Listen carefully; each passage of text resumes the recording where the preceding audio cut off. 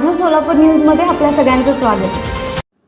कर्नाटकच्या एसटी बसमधून इंडी ते सोलापूर असा प्रवास करीत असताना एका महिला प्रवाशाच्या बॅगेतील 1,68,500 रुपये किमतीचे दागिने अज्ञात चोरट्यांनी चोरून नेले।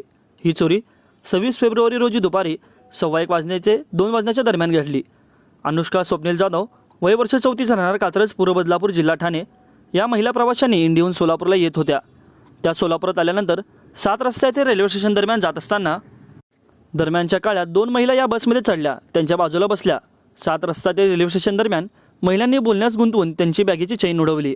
आतील पर्समध्ये हात घातला असता व त्यातील सोन्याची गंठण, रोख रक्कम, काळ्या रंगाचा रेडमी मोबाईल असा एकूण 1,68,500 रुपये किमतीचा ऐवज चोरून नेला।